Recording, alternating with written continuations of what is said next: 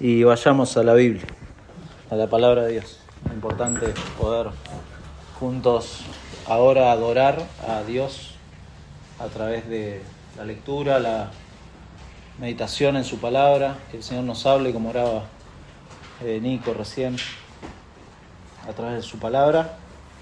Hemos empezado el domingo pasado con Segunda de Timoteo y hoy vamos a continuar en el capítulo 1. Vamos a leer desde el versículo 6 hasta el 12. Pero vamos a leer también los primeros 5 versículos como para no perder de vista el saludo que Pablo le hace a Timoteo. Así que vamos a leer y luego vamos a pedirle al Señor nos esté guiando en esta mañana. Dice versículo 1, Pablo, apóstol de Jesucristo, por la voluntad de Dios, según la promesa de la vida que es en Cristo Jesús, a Timoteo, amado hijo, gracia, misericordia y paz de Dios Padre y de Jesucristo nuestro Señor. Doy gracias a Dios, al cual sirvo desde mis mayores con limpia conciencia, de que sin cesar me acuerdo de ti en mis oraciones, noche y día, deseando verte, al acordarme de tus lágrimas, para llenarme de gozo, trayendo a la memoria la fe no fingida que hay en ti, la cual habitó primero en tu abuela Loida y en tu madre Eunice, y estoy seguro que en ti también. Por lo cual te aconsejo que avives el fuego del don de Dios que está en ti por la imposición de mis manos. Porque no nos ha dado Dios espíritu de cobardía, sino de poder, de amor y de dominio propio.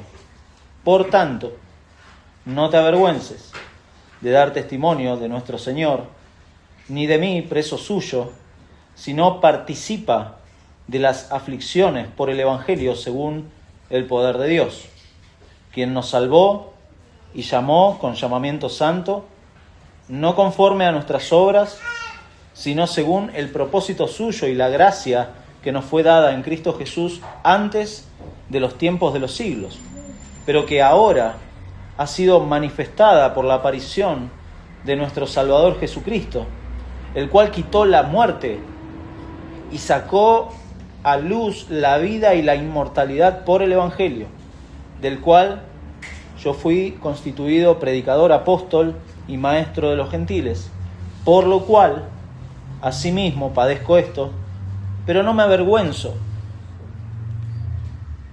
porque yo sé a quién he creído y estoy seguro que es poderoso para guardar mi depósito para aquel día.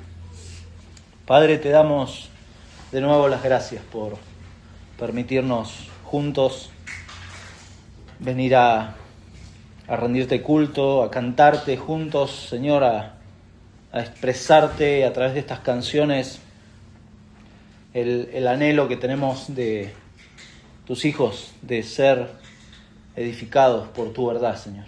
Gracias por tu palabra, porque en ella tenemos todo el consejo que necesitamos, todo lo que necesitamos para la vida y para la piedad. Y pedimos, por favor, edifiques a tu iglesia con tu palabra y, si es tu voluntad, en esta mañana también salves a aquellos que no te conocen, Señor, que aún están en oscuridad, en tinieblas. Señor, por favor, pedimos misericordia sobre esas vidas, Señor. Te lo pedimos en el nombre de Jesús. Amén. Amén. Muy bien. Hacia finales de la década del 70, hace mucho, yo no había nacido, allá en Brasil, no acá en Argentina, pero en Brasil se dio una particularidad de un crecimiento exponencial de las iglesias, muchas iglesias pentecostales o carismáticas principalmente, y fue notable. De hecho, algunos historiadores de la historia de la iglesia ahí en Brasil consideran que esa situación se dio naturalmente por el crecimiento de las ciudades, la urbanización de las ciudades. Dos de ellas, principalmente San Pablo y Río de Janeiro, que son muy conocidas. En esa época crecieron tremendamente. Una década antes se había construido una de las capitales más jóvenes del mundo, que es Brasilia. Brasilia es una proyección que los brasileños hicieron con el fin de centralizar todo en una ciudad, y Brasilia también una década antes había crecido, pero ahí en ese contexto se había dado este crecimiento, este auge de los diferentes movimientos carismáticos, y de la división de algunos de estos movimientos surgieron dos de las iglesias más grandes que hoy conocemos que hay en Brasil, o quizá alguno conoce, otros no, pero bueno. Una es la Iglesia Internacional de la Gracia de Dios, así se llama, liderada por, ¿cómo era que se llamaba? Lo perdí el nombre. Romildo Soares. Búsquelo después en Wikipedia. La otra iglesia que quizás le es más familiar o tiene más conocimiento es la Iglesia Universal, o la Iglesia Universal del Reino de Dios, o de Jesucristo, que es liderada por Edir Macedo. Estas dos iglesias incluso tienen una influencia política tremenda ahí en Brasil. Edir Macedo era empleado de la lotería, era cajero en la Lotería Nacional ahí en Brasil. Y el hombre, aparentemente se convirtió, creo que hay películas del testimonio de este hombre. Se convirtió después en tesorero de la Iglesia Universal y después pasó a ser un líder de la Iglesia Universal, y hoy es el obispo Macedo, el obispo Edir Macedo. El eslogan, y quizá alguno lo conoce, o acá en Argentina es conocido la frase de esta Iglesia Universal como "pare de sufrir". Y sin duda, yo creo que el factor principal del éxito, podríamos decir, de este tipo de iglesias, o de esta iglesia en particular, tiene que ver mucho con esa frase, ¿no? Pare de sufrir, porque la gente realmente quiere dejar de sufrir. No quiere sufrir. La gente no quiere sufrir, le escapa al sufrimiento. Les atrae un mensaje quizás más cómodo, un mensaje quizás sin responsabilidades. Quiere dejar de sufrir. Quiere tener un pequeño Dios que le conceda todos los caprichos a sus niños, y quiere mantenerlos, este Dios, en algodones. Pare de sufrir, porque eso es lo que quiere la gente. El corazón nuestro quiere eso. Pero no es el patrón bíblico. No es lo que enseña la Biblia para los cristianos, esta idea de pare de sufrir. Todo lo contrario. Todo lo contrario. El domingo pasado comenzamos justamente hablando de esta carta, y dijimos justamente la ocasión y este fuerte deseo que Pablo tiene de ver a su hermano, era en circunstancias difíciles. Pablo sabe que va a morir, pues está preso de Roma y va a morir. Pero tiene este deseo de verlo, porque dijimos el domingo pasado que la fe verdadera estimula al compañerismo. Pablo tiene este deseo, y no solo este deseo, sino aconsejarlo a partir de esta circunstancia difícil, de estar preso por Roma. Es la segunda vez que Pablo está preso en Roma, estaba pronto a ser ejecutado. Pero recuerda la fe no fingida de Timoteo. Recuerda que Timoteo es un hombre que va a seguir adelante. Más allá de que Pablo muera o no, más allá de lo que pase, Timoteo seguía haciendo lo que hay que hacer. Y acá lo exhorta a participar, dice, de aflicciones y de padecimientos que están relacionados al Evangelio. Y le recuerda su llamado al Evangelio, le explica este llamado al Evangelio en este pasaje que leímos. En pocas palabras le está diciendo a Timoteo: participá de las aflicciones por el Evangelio. Eso es lo principal en este pasaje. Sean cuales sean los eventos que vayan a ocurrir, sea que pueda llegar o no, como le dice al final en 4:21, cuando le dice: procura venir antes del invierno. Sea que llegues antes del invierno o no, sea que llegues antes de mi ejecución o no, Timoteo, participá de las aflicciones por el Evangelio. Y esa es un poco, de ahí va la idea de nuestro pasaje de hoy. El Evangelio implica padecer. El Evangelio implica padecer, y por eso titulamos nuestra predicación de hoy: el Evangelio en medio de la aflicción. porque el Evangelio implica padecer. No hay que escaparle al sufrimiento, no es pare de sufrir. Muchas veces vamos a sufrir en este mundo caído, y principalmente lo que está hablando Pablo acá es el sufrimiento por causa del Evangelio. Por causa del Evangelio. Porque no existe el Evangelio del pare de sufrir. No existe la idea de que en el cristianismo es todo color de rosa y de que Dios quiere, no existe la idea de que Dios quiere nuestra felicidad. Eso no sé de dónde salió. No existe la idea de que en este mundo tenemos que esperar la felicidad. Sáqueselo de su mente. Si usted es creyente, sáquese la idea de que en este mundo va a encontrar la felicidad plena. Es una gran mentira, satánica incluso. No es así. Porque no somos de este mundo, los creyentes somos extranjeros, ¿no? Somos extraños de este mundo. Los creyentes llamados por Dios, mi hermano, van a padecer aflicciones. Esto es un hecho. En el mundo tendréis aflicción.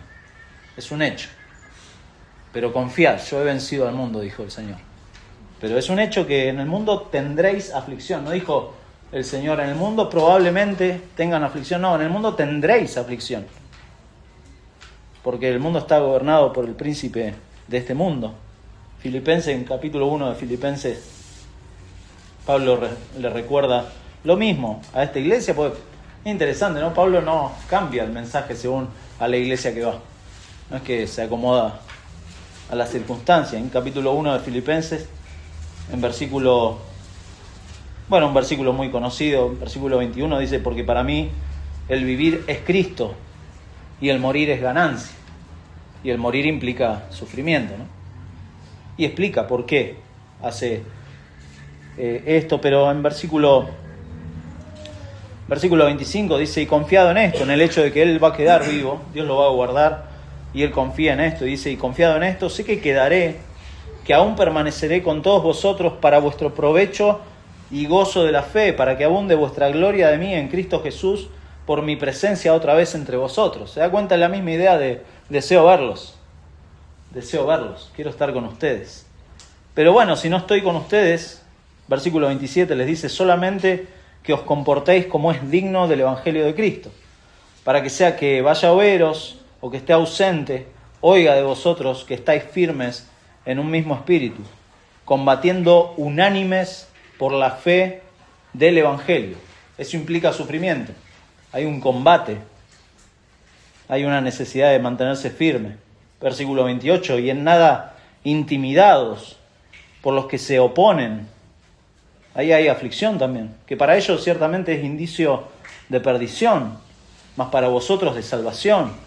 Y esto de Dios, todo esto de Dios, porque a vosotros os es concedido a causa de Cristo, no solo que creáis en Él, sino que también padezcáis por Él, teniendo el mismo conflicto que habéis visto en mí y que ahora oís que hay en mí. Filipenses, Pablo está escribiendo de nuevo, desde la cárcel, desde la primera prisión que tuvo con el Imperio Romano, y les está diciendo lo mismo. Manténganse firmes, padezcan incluso conmigo por la fe en el Evangelio. Padezcan por esto. Por eso dijimos, el Evangelio implica padecer. Por eso necesitamos recordar el Evangelio en medio de la aflicción. Si hay aflicciones por causa del Evangelio, y voy a ser enfático en marcar eso, es por causa del Evangelio, tengo que recordar el Evangelio en ese momento. En primer lugar, recordando lo que Dios nos ha dado, versículos 6 y 7. En segundo lugar, recordando el Evangelio, versículos 8 al 10. Y en tercer lugar, recordando el carácter de Dios, versículos 11 y 12. Versículos 6 y 7, recordando lo que Dios nos ha dado. Lo que Dios nos ha dado, lo que le ha dado en particular acá a Timoteo. Y algo que voy a repetir posiblemente todos los domingos de segunda de Timoteo, es el hecho de recordarle que Pablo está en prisión y está sufriendo y sabe que va a morir. Téngalo en mente, que no se le vaya de la mente eso, porque es en ese momento que Pablo escribiéndole a su colaborador Timoteo. No está en un escritorio, en su biblioteca, tranqui. No, está en esas cárceles romanas que eran un pozo bien profundo. Posiblemente no sé cuántas veces le daban de comer, si es que le daban. Y estaba esperando su muerte. Pablo lo sabía. Es una despedida lo que está haciendo Pablo. Esto es importante porque se está despidiendo. Son las últimas cosas que va a decir, inspirado por el Espíritu Santo y que él considera urgentes. Cosas urgentes para su amigo, para su colaborador, para su amado hijo en la fe. Desea verlo, tiene la certeza de que la fe de Timoteo no es fingida, es una fe verdadera. Y basado en esto, Pablo entonces exhorta acá a Timoteo a participar de las aflicciones, recordándole en primer lugar esto que dice versículo 6, por lo cual te aconsejo que avives el fuego del don de Dios que está en ti por la imposición de mis manos. Porque no nos ha dado Dios espíritu de cobardía, sino de poder, de amor y de dominio propio. Avivar el fuego del don de Dios. Es una frase que quizá uno dice, bueno, ¿de qué está hablando acá? Y empieza a pensar en diferentes cosas, pero no nos vamos a entrar en las cosas que podemos imaginar, sino en que Timoteo lo que tiene que hacer es algo que tiene que hacer constantemente. Es un verbo en presente que tiene que hacer constantemente. No que la fe de Timoteo esté decayendo, porque uno lee este consejo de Pablo y dice, bueno, capaz que Timoteo está aflojándole al músculo y en realidad no, le está diciendo que mantenga en vitalidad lo que ya tiene. Es como la imagen del fuego, quizás nos ayuda, ¿no? Si usted estuvo en algún fogón, el fuego está. Lo que tiene que hacer usted es mantenerlo y avivarlo a veces. Si lo invitan seguido a comer asados o esas cosas, lo mismo. Tiene que mantener el fuego, ¿no? El calor correcto. Bueno, la idea es un poco esa, como si fuera un avivar las brasas. De hecho, Pablo tiene la certeza de que Timoteo es un creyente, de que tiene el Espíritu Santo y que el Espíritu Santo le ha dado un don. Eso es una realidad para todo creyente. Todo creyente verdadero tiene el Espíritu Santo, tiene algún don que, bueno, la Biblia no manda a descubrir los dones, eso en ningún lugar tampoco aparece, pero sí a servir a los demás. Y a través de ese servicio a los demás muchas veces la iglesia reconoce los dones. Y en este caso Pablo fue partícipe, dice acá, que el don de Dios que está en ti por la imposición de mis manos. Eso es la participación de Pablo en ver junto con diferentes pastores, que se lo explica 1 Timoteo 4. Se lo dice en forma negativa. Acá se lo dice en forma positiva. En 1 Timoteo 4 se lo dice en forma negativa. En versículo 14 de capítulo 4 dice, no descuides el don que hay en ti, que te fue dado mediante profecía con la imposición de las manos del presbiterio. Y el presbiterio era un grupo de pastores y aparentemente Pablo estaba en medio de ese grupo de ancianos. Y ahí le impusieron las manos, fue llamado al ministerio Timoteo. Se confirmó un don particular que aparentemente vieron estos ancianos, probablemente. Me inclino a pensar que es algo relacionado a la enseñanza. ¿Por qué? Porque si usted lee, y tómese el trabajo en casa de leer todo, 1 Timoteo y 2 de Timoteo, y se va a dar cuenta de que hay un énfasis en la enseñanza.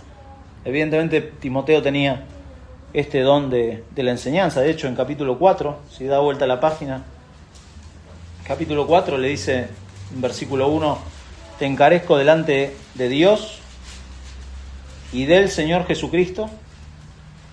Versículo 2, que prediques la palabra, que instes a tiempo y fuera de tiempo, etc.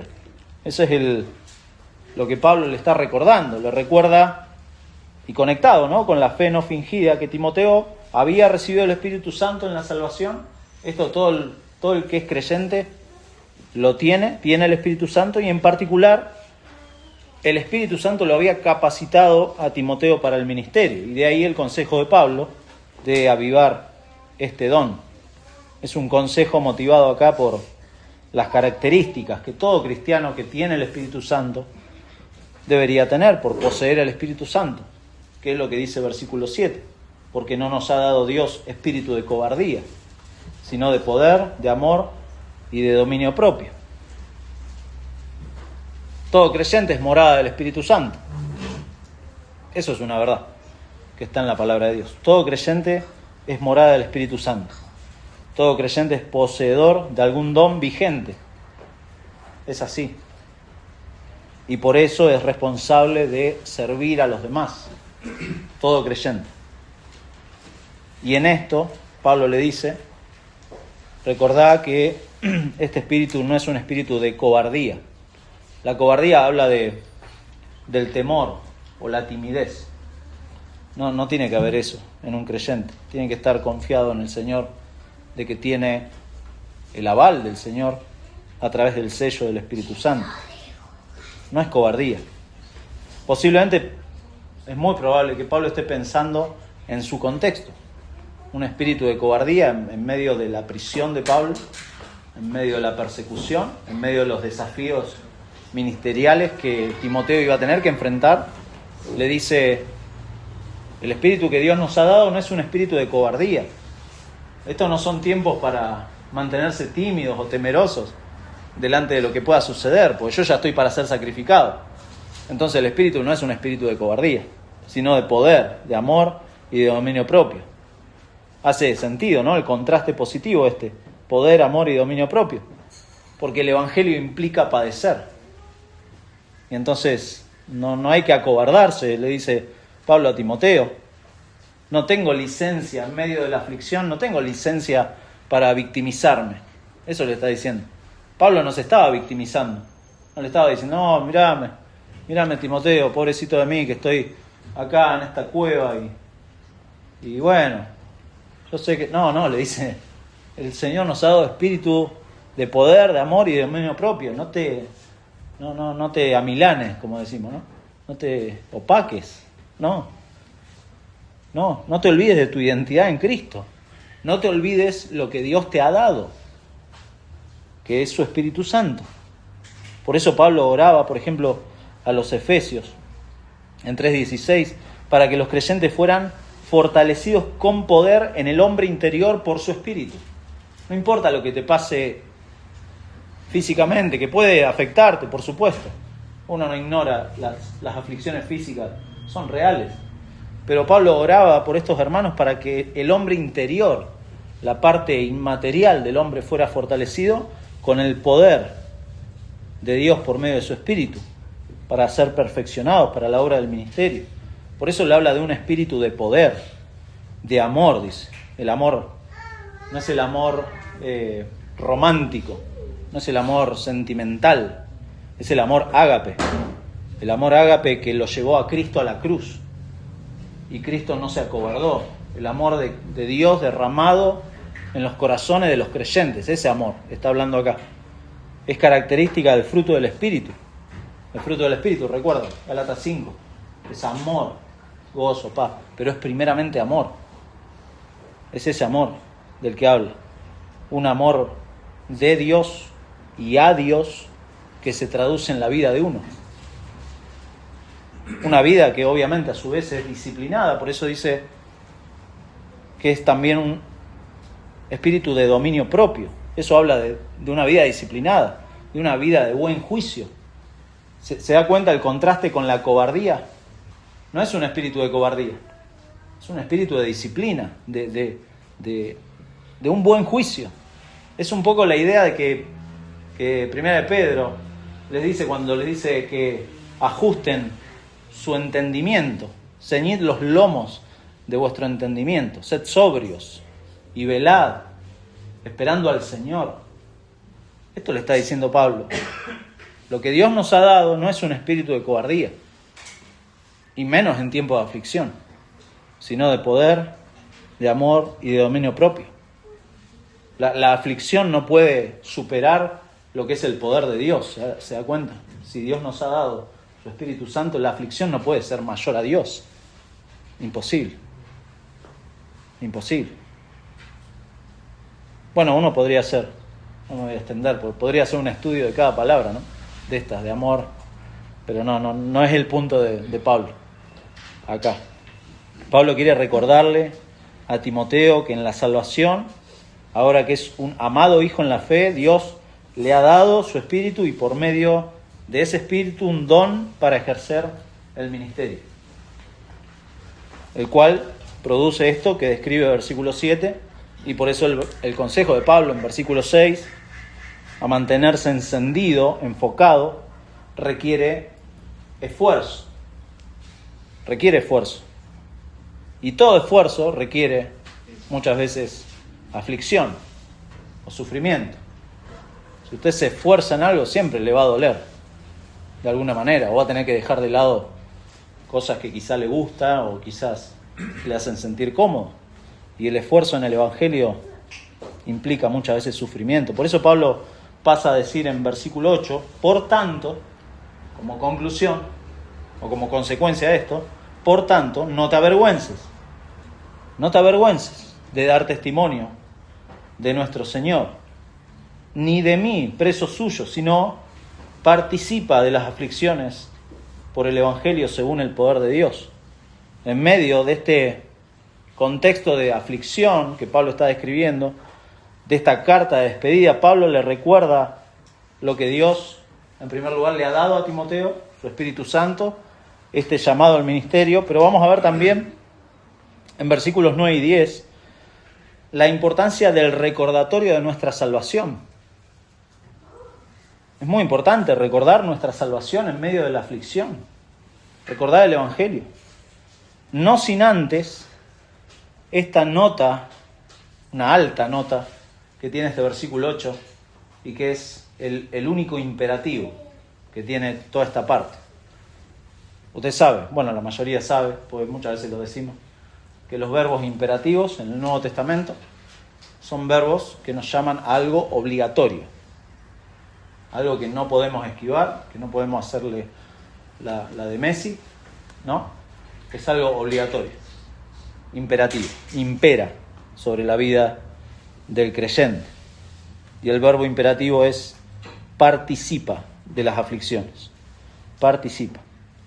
Nos marca lo principal que Pablo quiere decirle a este hermano y por implicancia obviamente nos llega a nosotros. Fíjese que lo menciona con un negativo y un positivo, Pablo, acá.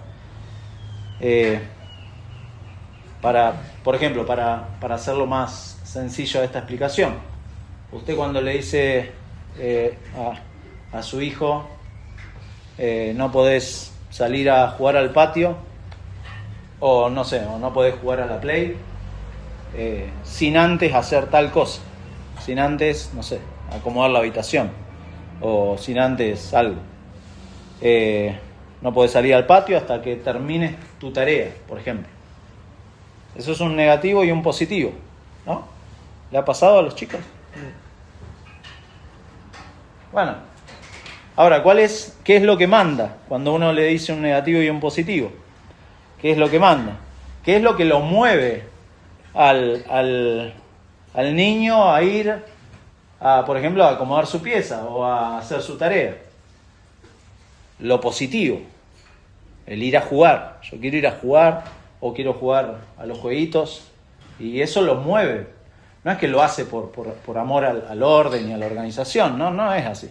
No piense eso, padres, no piensen eso, que sus hijos son súper ordenados y pues aman eso, sino porque quieren resultados concretos, positivos. Y acá Pablo usa esa misma imagen. No te avergüences, sino participa de las aflicciones. Es el positivo. Participa de las aflicciones. Ese sería el positivo, ese es el punto de Pablo. Ya le ha dado acá razones para no avergonzarse y lo hemos visto. El saludo de Pablo es una razón para no avergonzarse, el deseo de verlo, la fe de su mamá y de su abuela, la certeza que Pablo tiene de esta fe no fingida de Timoteo, el recordatorio de lo que Dios le ha dado, que lo vimos recién. Y ahora versículo 8 dice, por tanto, no te avergüences de dar testimonio de nuestro Señor, ni de mí, preso suyo, sino participa de las aflicciones por el Evangelio, según el poder de Dios. Y acá no habla, cuando dice de dar testimonio, no habla solamente, en algunas versiones dice del testimonio de Jesucristo. No habla de dar testimonio, no habla de evangelizar. Uno quizá con la frase piensa que habla de evangelizar.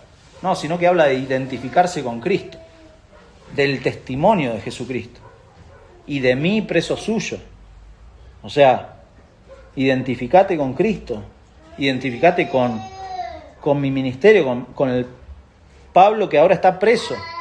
Preso obviamente por identificarse con Cristo.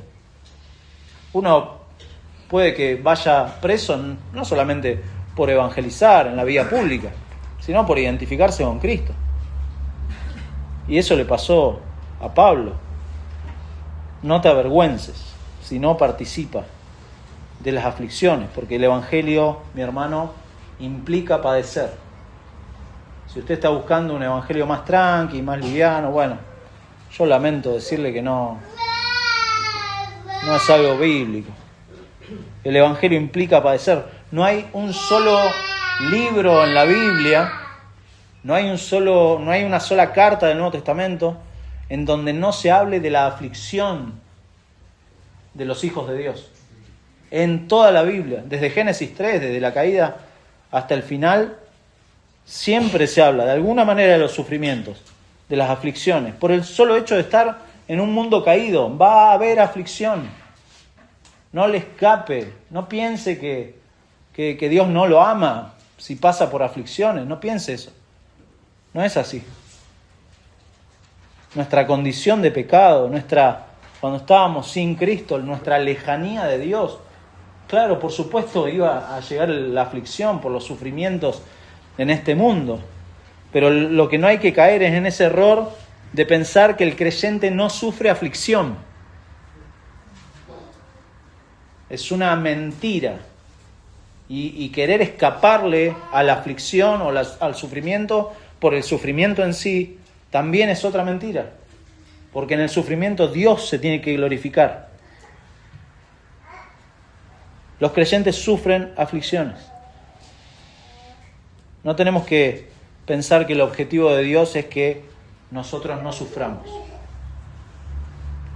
Como muchas veces cometemos el error, ¿no? Como padres, de mantener a nuestro hijo entre algodones, ¿no? Y no queremos que sufran. Y después cuando salen al mundo, ¡pah! Y no les hemos enseñado nada. En el mundo tendréis aflicción. No tenga miedo de decírselo a sus hijos. En el mundo hay aflicción, el mundo es duro. El pecado y la paga del pecado es durísima. No tenga miedo. Ser creyente implica sufrimiento. Eso también. No tenga miedo de decírselo a un nuevo creyente. Que el Evangelio implica sufrir. Pues muchas veces vamos a evangelizar y omitimos la parte difícil, ¿no? Y le pintamos un Evangelio de pare de sufrir. Y no. El Evangelio implica sufrimiento. Se nos ha concedido, recién lo leímos en Filipenses, un privilegio en esto. Se nos ha concedido, y acá el imperativo es participar. Participar. Participar es una palabra que habla de participar con otros. No habla solamente de participar uno y sufrir uno y quedarse uno con su sufrimiento en su casa, sino que es participar. Charles Spurgeon decía sobre esta palabra que es un privilegio poder sufrir con los santos de Dios a causa de la verdad. Hermoso. Es un privilegio poder sufrir con los santos de Dios a causa de la verdad. Y vuelvo a una idea que dije al principio. Es participar de las aflicciones por el Evangelio. Por el Evangelio.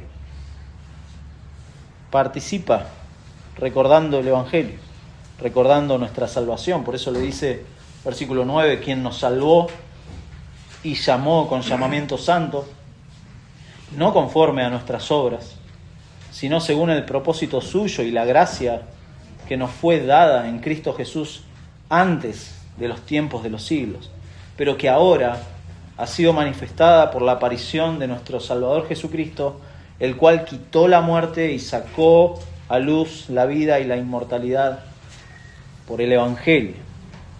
¿De qué manera concreta el creyente puede afrontar aflicciones en este mundo por causa del Evangelio? Recordando el Evangelio, recordando nuestra salvación. Por eso en este contexto habla de aflicciones por el Evangelio. No son sufrimientos, y eso es bueno aclararlo, no son sufrimientos por desobedecer a Dios o por pecados no confesados. Esos son sufrimientos comunes, ¿no? En la vida de los creyentes, en la vida del incrédulo, ni hablar. El incrédulo sufre porque en su orgullo no quiere ir a Dios, no se arrepiente y se mantiene en dureza. Y entonces sufre y no sabe, y no le encuentra salida, y no le va a encontrar salida. Ahí lo leímos recién, porque no es por obras. No le va a encontrar salida. Pero el creyente tiene que tener cuidado de identificar de dónde son sus sufrimientos. Si los sufrimientos son por causa del Evangelio o los sufrimientos son por mi desobediencia o por mi falta de confianza en Dios. Hay diferentes motivos, ¿no? Pero acá Pablo está diciendo, participa de las aflicciones por el Evangelio. Por el Evangelio. De hecho, si uno tiene patrones en su vida de conducta que van en contra de la Biblia, la misma palabra de Dios da respuesta a qué tiene que hacer el cristiano si uno está en desobediencia, está desconfiando en Dios, está en un patrón de pecado. La Biblia nos manda a arrepentirnos y nos manda a confesar nuestro pecado, reconociendo que Dios es fiel y justo para perdonarnos a los creyentes, para perdonarnos y limpiarnos de toda maldad.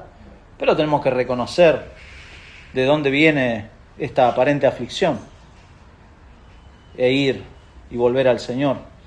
Pero las pruebas que llegan de manera providencial, eso es diferente, ¿no? Eso es diferente, que buscan formar la imagen de Cristo en nosotros, eso es diferente. Los creyentes afrontamos en esos momentos esos sufrimientos por medio de este recordatorio de las verdades del Evangelio. Puntualmente acá dice que Él nos salvó y nos llamó. Dios nos salvó y nos llamó. Y de nuevo, fíjese, brevemente, Pablo usa de vuelta 2 negativos y 2 positivos. Hoy estoy con eso, con los negativos y positivos. Pero Pablo usa mucho en la forma en que escribe. 2 negativos, 2 positivos y también 2 contextos temporales o cronológicos. Fíjese, ahí en versículo 9, que dice, quien nos salvó y nos llamó con llamamiento santo. Otras versiones dicen hacia una vida santa. El llamamiento santo es eso.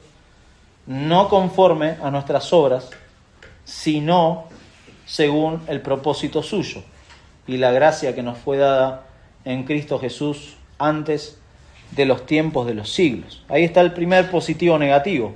No es por obras, es por su propósito. No es por lo que uno hace, sino que es por el plan de Dios, por la voluntad de Dios, por la gracia de Dios. Y el punto temporal, desde la eternidad. Claro, obviamente no es por obras, porque ni usted ni yo estábamos en la eternidad. Eso parece una obviedad, ¿no? Pero eso está diciendo Pablo. No es por obras, no es por lo que usted haga o deje de hacer, sino por el propósito que Dios estableció en su gracia aplicada a los que iban a ser creyentes en la eternidad. En la eternidad. Así, de esa manera nos salvó y nos llamó desde la eternidad.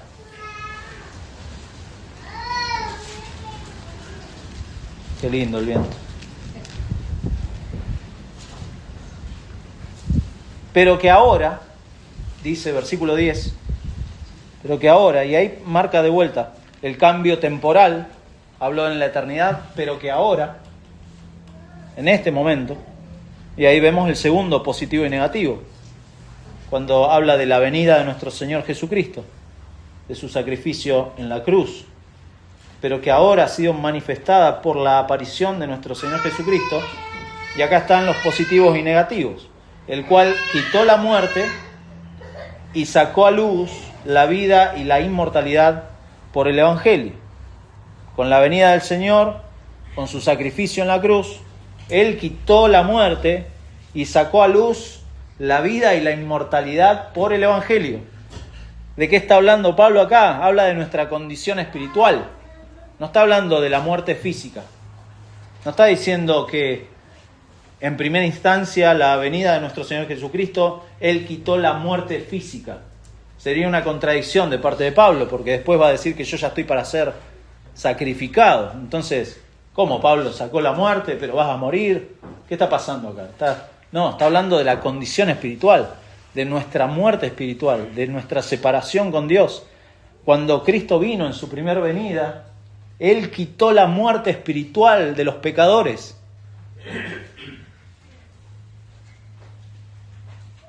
Y sacó a luz la vida espiritual. Él lo hizo.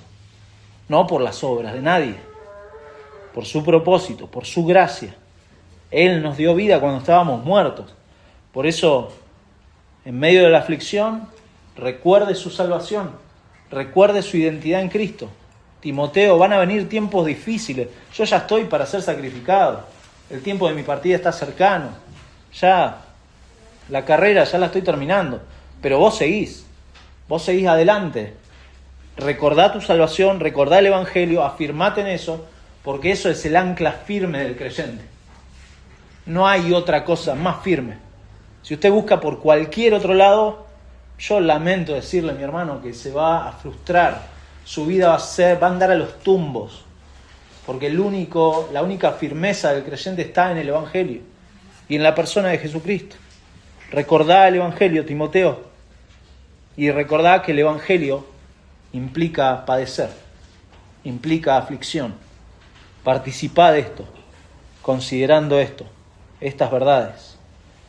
Verdades que Pablo no se olvida, Pablo no lo olvida, y por eso exhorta a Timoteo, y es algo que, mi hermano, no podemos darnos el lujo de olvidar. Todos los días necesitamos recordarnos, porque una iglesia que olvida el Evangelio y las implicaciones, esto de sufrir por el Evangelio, es una iglesia que una de dos, o pronto está a apagarse, a morir como iglesia, o vamos a empezar a predicar el pare de sufrir. Eso es lo que pasa. Una iglesia que se olvida estas implicancias del Evangelio, empezamos a distorsionar el Evangelio y por ende vamos a ver cristianos que no entienden que el Evangelio implica padecer. Implica padecer. Por eso Pablo le dice, participa, recordando lo que Dios nos ha dado, recordando lo que Dios ha hecho, pero finalmente también recordando el carácter de Dios. Recordando el carácter de Dios, que es lo último, versículos 11 y 12. Pablo no olvida, fíjese, versículo 11, su llamado al apostolado, del cual yo fui, hablando del Evangelio, ¿no? Del cual yo fui constituido predicador, apóstol y maestro de los gentiles. Constituido por Dios, es un verbo pasivo. Dios lo constituyó a Pablo. Y tres aspectos, ¿no?, que menciona ahí versículo 11 de su ministerio. Pablo es un heraldo, es un delegado por Dios para proclamar a Cristo. Como dice esta misma frase, la usa en 1 de Timoteo, en capítulo 2, versículo 5, dice, porque hay un solo Dios y un solo mediador entre Dios y los hombres, Jesucristo hombre, el cual se dio a sí mismo en rescate por todos, de lo cual se dio testimonio a su debido tiempo. Para esto yo fui constituido predicador y apóstol, digo en verdad en Cristo, no miento, y maestro de los gentiles en fe y en verdad. Esta misma idea, Pablo no se olvida tampoco de su llamado,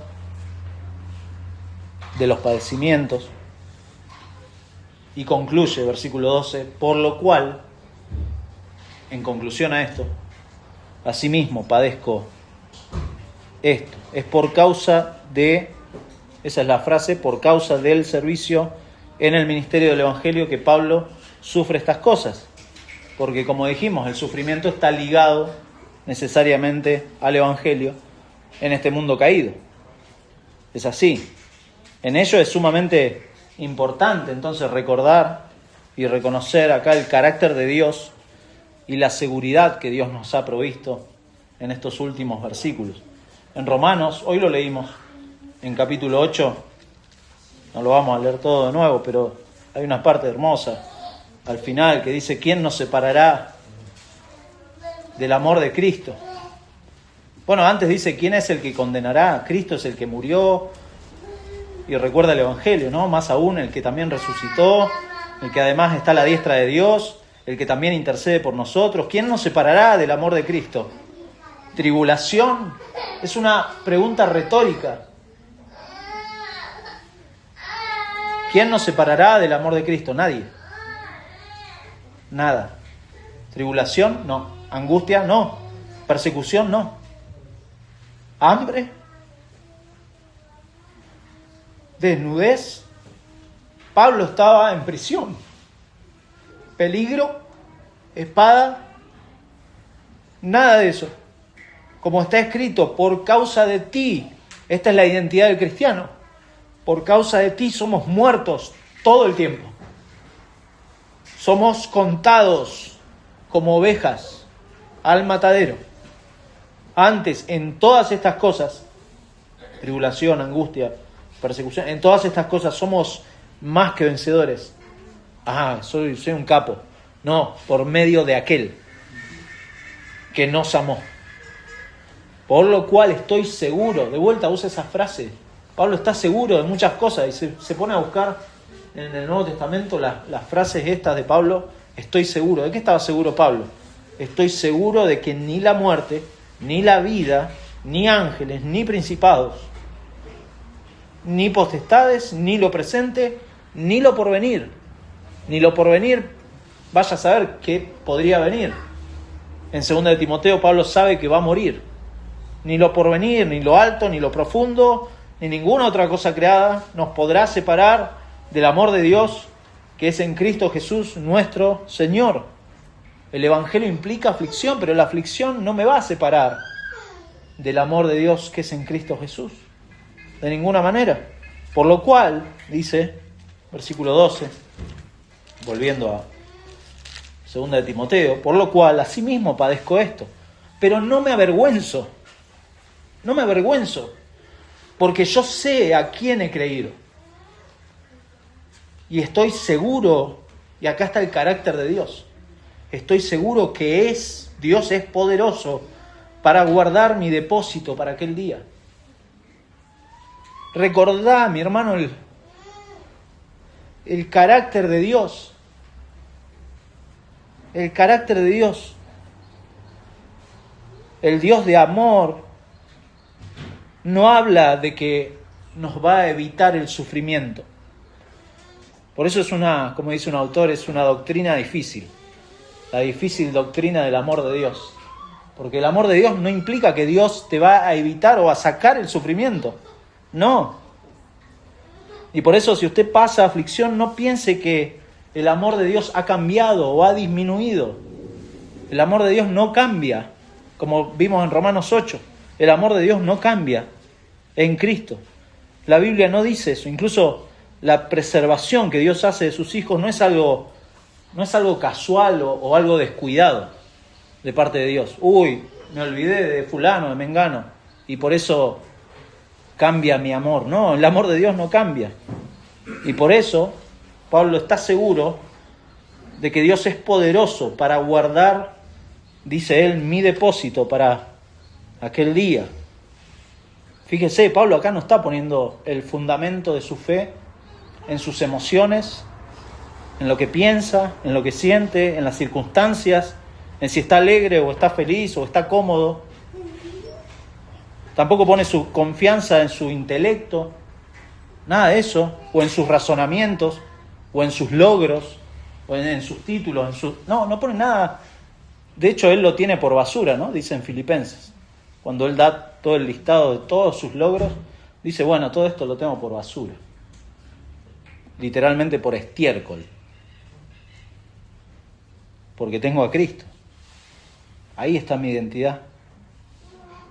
Él es mi fundamento. Y acá dice, yo sé a quién he creído.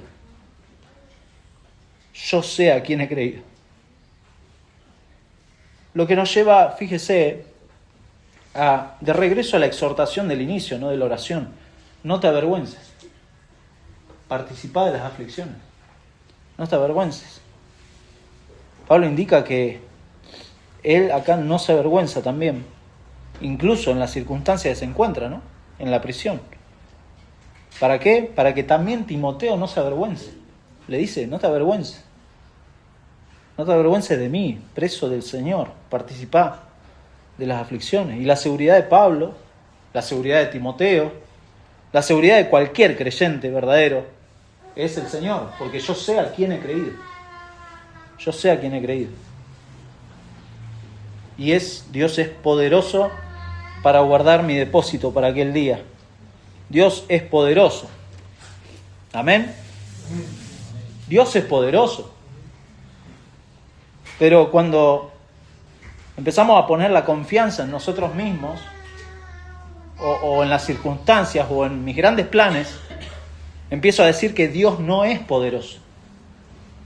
Que yo soy poderoso. Que yo tengo el control de todo. Pero acá Pablo dice, no, estoy preso, no tengo control de nada. Timoteo, no sé lo que te va a venir en el ministerio. No sé. Pero Dios es poderoso. Y yo sé a quién he creído. Dios es poderoso. Y usa una imagen acá que es media rara, ¿no? Porque dice que es poderoso para guardar mi depósito para aquel día. Y uno piensa enseguida en su cuenta bancaria, ¿no? Pero no habla de eso. Tampoco habla de... Después va a decir y va a usar en el versículo 14 una frase similar, pero no es la misma, cuando le dice guarda el buen depósito por el Espíritu Santo que mora en nosotros. Son dos frases diferentes. Acá está hablando de la confianza que Pablo tiene de que Dios es poderoso para guardar su vida. Cuando habla de mi depósito, habla de su vida. Cuando habla del buen depósito, habla de las verdades del Evangelio, que es lo que le manda después a Timoteo. Pero está describiendo que su vida está en manos de este Dios poderoso que lo va a preservar hasta el fin. Por eso dice, mi depósito para aquel día. Hasta el fin el Señor me va a guardar porque es poderoso y yo sé a quién he creído. Yo confío en este Dios, yo sé a quién he creído. Por eso Pablo anima acá a Timoteo en algo que realmente esto debería ahuyentar. Y amén si así pasa. Si estas verdades del Evangelio ahuyentan a esas personas que buscan diferentes cosas en el Evangelio, pero menos a Cristo. Pero menos a Cristo. Esto es lo que Pablo está diciéndole a Timoteo. No te avergüences del Evangelio, porque el Evangelio implica aflicción. Participá de las aflicciones. El falso creyente no va a querer participar de las aflicciones. Y no va a pasar mucho tiempo de que las crisis o las aflicciones enseguida lo hagan correr hacia otras cosas. Pasa eso. Padecer por el Evangelio. ¿Se acuerdan cuando Jesús les empezó a hablar a sus discípulos de que iba a morir en Jerusalén? Empezaron a escapar. Por la gracia de Dios el Señor los trajo de vuelta. Él los trajo. Pero ese es nuestro corazón. No queremos sufrir. Pero el Evangelio, mi hermano, implica padecer. Si usted está sufriendo, y aclaro, si está sufriendo por causa del Evangelio, recuerde, mi hermano, el carácter amoroso y poderoso de nuestro Dios, que nos guarda. Ese es nuestro Dios, que nos guarda. Recuerde la salvación que nos ha dado en Cristo. Recuerde que somos consolados por el Espíritu Santo. El Espíritu Santo es nuestro consolador hasta que Él venga, que nos recuerda todas estas promesas. es el que nos capacita con este poder, con este amor, con este dominio propio. Eso el Señor lo hace en la vida del creyente. Pero si usted está pasando por un momento de bonanza, diríamos, o de sosiego, participe de las aflicciones. Recuerda que la palabra participar es participar con otros. Quizá otros están pasando aflicciones por el Evangelio. Participe con ellos. No se quede tranquilo en su bonanza. Porque un cristiano tranquilo y contento en este mundo es una contradicción. ¿Sí? Recuerda 1 de Juan, si aman al mundo y las cosas de este mundo, es posiblemente que... 1 de Juan no dice posiblemente, dice concretamente que el amor del Padre no está en él. Si está muy cómodo en este mundo, quizás se está engañando. Termino con una frase de Tomás de Kempis, autor de un pequeño librito que tiene algunas partes muy lindas, otras son medio raras, pero en la primera parte es muy buena, de este hombre del siglo XV, y dijo lo siguiente: Jesús tiene muchos amantes de su reino celestial, pero pocos cargadores de su cruz.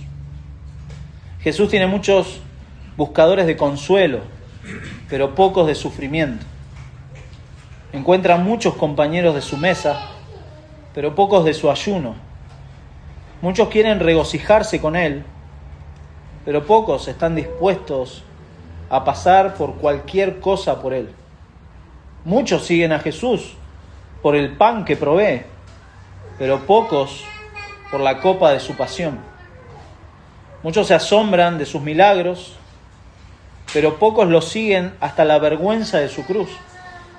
Muchos aman a Jesús mientras no enfrenten adversidades. Muchos lo alaban y lo bendicen mientras reciban consuelo de él. Pero si Jesús parece esconderse o retirarse de ellos por algún tiempo, se quejan o se desaniman. Jesús tiene muchos amantes de su reino celestial, pero pocos cargadores de su cruz. Mi amigo, si usted no es creyente, tiene que saber que este Dios es el creador y dueño de nuestras vidas y va a reclamar en algún momento, si nos morimos o si Él viene por segunda vez, que va a venir por segunda vez, Él va a reclamar y nos va a llamar a cuenta. Pero también es un Dios lleno de misericordia y bondad, que en su justicia tiene paciencia y envía la única solución que tiene el pecador para reconciliarse con este Dios, y es nuestro Señor Jesucristo. En su justicia, Dios no puede tener por inocente, lo hemos leído esta semana, por inocente al culpable.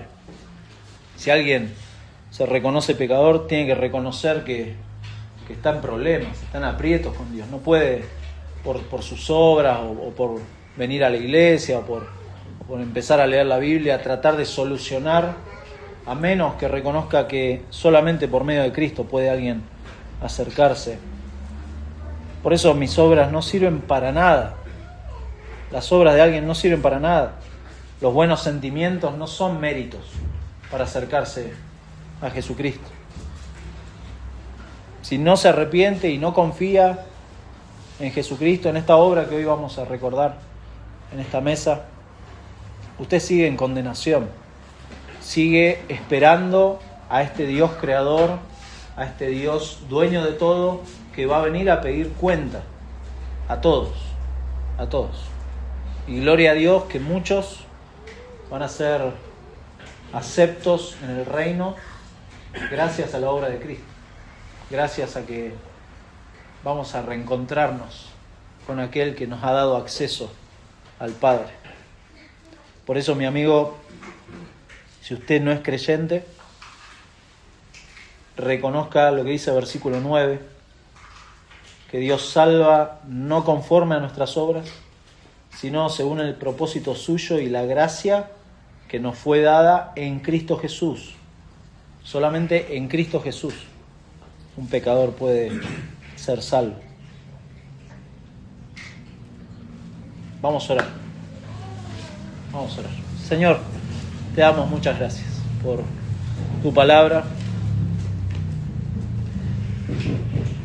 Y gracias porque cada vez que nos acercamos a ella nos damos cuenta de la necesidad que tenemos de que nos enseñe, Señor, las verdades del Evangelio. Y una verdad que muchas veces le escapamos es esta, que a causa de nuestra identidad en Cristo vamos a sufrir. Nos has concedido eso. Este mundo gobernado por el príncipe de este mundo y afectado profundamente por el pecado,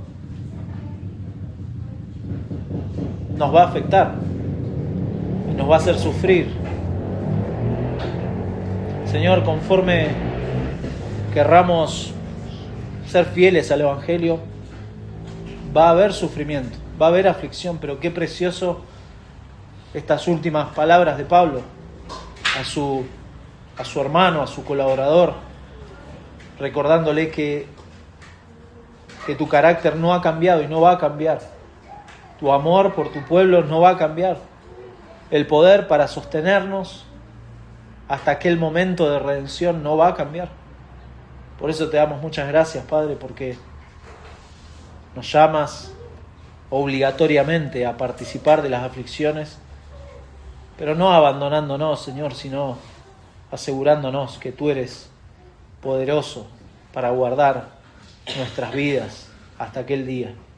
Señor, muchas gracias porque podemos de esta manera entonces reconocer que el Evangelio implica muchas veces aflicción, pero queremos recordar, Padre, por favor, en toda esta semana, esta identidad que nos has dado en Cristo, tu Espíritu Santo que nos has dado y nos capacita para recordar las palabras del Señor. Señor, gracias porque en el Evangelio también nos recuerdas de qué manera nos salvaste, de qué manera nos llamaste, Señor, por tu gracia y por tu propósito en la eternidad.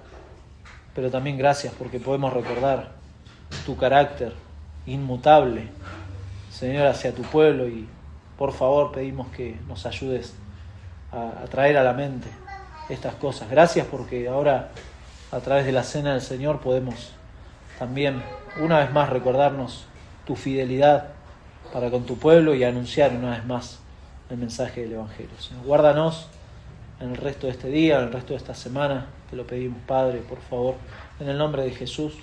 Amén. Amén.